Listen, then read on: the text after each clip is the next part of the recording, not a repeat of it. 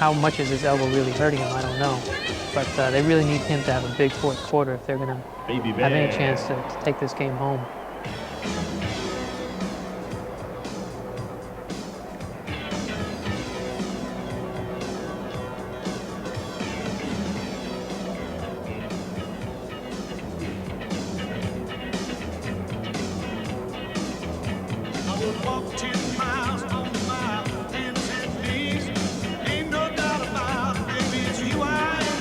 During the course of his 9-year NBA career, Michael Jordan has been Mr. Fourth Quarter. A little warm-up. Games 1 and 2 in the first quarter, averaging 5.5, then 9 points per quarter. In second and third quarter, he's averaged 13 points in the fourth quarter of games 1 and 2. He is about to make his way back onto the floor after sitting it out. I talked with Michael earlier about what the mindset is as he looks to take over in the fourth quarter of games. You can sense that the opposition is a little nervous, a little tense, inexperienced, and you've been there before, so that experience and that maturity has helped out a whole lot. That now you got to go in for the kill. And Magic, you have been there before on several occasions. Well, that's the winning time, what I call it, and that's when you have to take over as a player and try to win the game almost by yourself, and that's what Michael has been doing. Darrell Garrison calling the foul on Oliver Miller, his third. As they try to come around for an outside handoff, Miller turns the body, and it's enough to be called an offensive foul as Tucker tries to get over the top. 9.5 left in the game. Suns 91, Bulls 87. Jordan is back. He and Paxson and Tucker at the guards with Grant and King as the big men. Shot clock at 7. Jordan. Grant with the rebound. And Ainge gets to it. Crowd wanted a foul with Grant hitting the floor, but the Bulls continue to dominate the offensive board. Good look from Kevin Johnson. He's fouled by Horace Grant. That's 4 on Grant.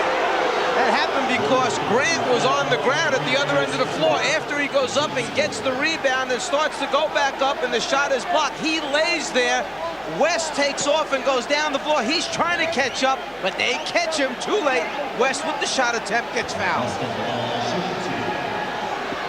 And that is team foul number 4 for Chicago, while the Suns have only 1. Mark West, not a good free throw shooter, although he hit his first 2. Here's Charles Barkley replacing Oliver Miller. Phoenix went for a stretch there with their 2 big men, Oliver Miller and Mark West, their 2 best shot blockers. West had 103 shot blocks for the regular season. Miller, in much fewer games, had 100 block shots, and they changed a lot of the Chicago attempts. But Phoenix slowed the game down. See, they're taking the crowd right out of this game, and they're doing a good job on their execution on offense as well. Jordan slicing his way, and he's fouled, and he took a pretty good shot. Did not appreciate it. They called an open floor set. Phil Jackson motions with his arms out wide, which means spread the floor, and you give it to Michael. He gets a full head of steam coming at you, and it's hard for the defense to close back down. As West came over, Jordan was poked in the eye. Well, he didn't like it up until he saw it with Charles Barkley. He said, okay, I'm going to let it go this time. That being Michael Jordan, he just said, okay, I'm not going to say anything. Well, we talked about that right before game 1. How friendships can play out during the course of a series. You mentioned the example of you and Isaiah Thomas, people checking you out. Teammates wanted to see if you would allow Isaiah to drive the lane. Would you knock him down? Well, Charles with a hard foul on Michael Jordan. Well, they know that they can be friends after this series is over, but not right now. Johnson set up by Barkley. Kevin Johnson has dramatically turned, and he's given the Suns a 94-88 lead. It's exactly what Magic talked about. Post Charles up. All he needs is 1 or 2 dribbles to draw the double team, then pass. And here comes Johnson. Bulls are 1 for 9 in the fourth quarter. Ainge pushed. Michael Jordan called for his 4th foul. And it also puts the Bulls over the limit. Sometimes a little bit of frustration can set in when you get to the front of the rim and you just don't get the roll. You're not able to convert the basket attempt. And then in that case, it sets Phoenix off to doing what they like to do best, and that's get in transition and run. This is the best I've seen the Phoenix Suns play in the playoffs.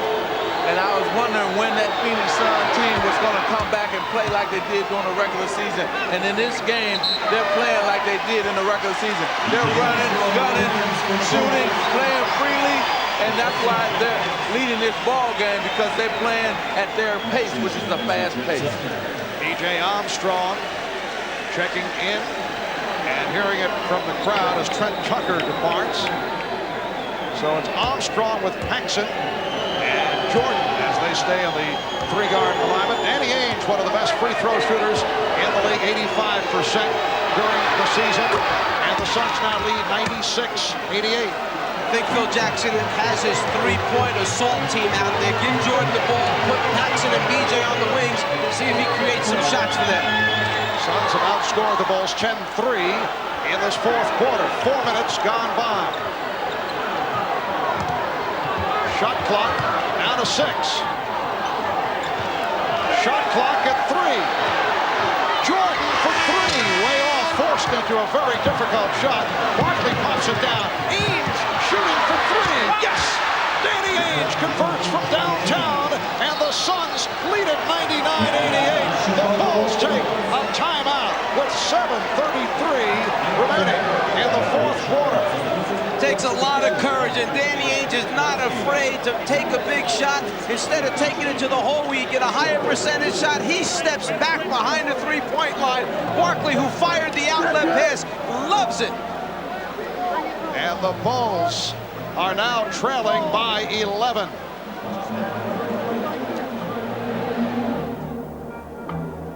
Well, what an amazing turnaround in Chicago. After having the best regular season stats, 62-20 for the Phoenix Suns, we're finally starting to see that form again.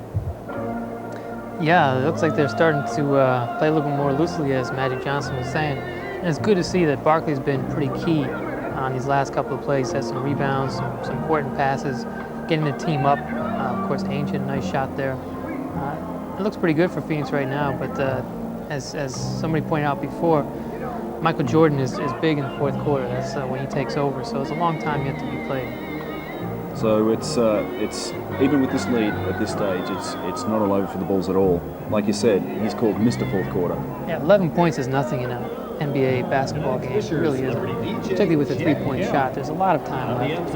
So this is just the beginning. They have to continue to play real tough defense and get the good shot. But the Bulls certainly, though, will be looking at their style of play. They have been making mistakes in that stretch where the Suns clocked up all those points. Yeah, I think the Bulls just took a couple of shots which didn't go, and Phoenix was looking to get the ball off the court, and they pushed it up quickly and got good shots out of it. And that's what the transition game is all about. They look to move the ball up the court quickly, find the open man, and get the good shot. And that's why Phoenix won all those games during the year, and that's what they have to do here in the playoffs if they want to continue to win. Well, we were wondering before what it was going to take for Barkley to get back into his game, and we seem to have discovered it. A good points lead. But let's go back to Chicago with the commentary there.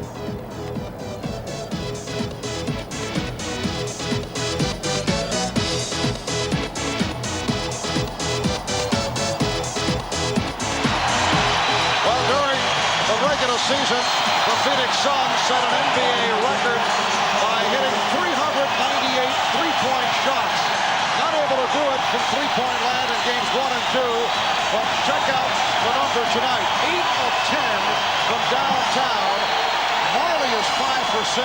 Ainge just hit from deep in the corner, and the Suns now lead 99-88. The Bulls are only 1 for 10 from the field here in the fourth quarter.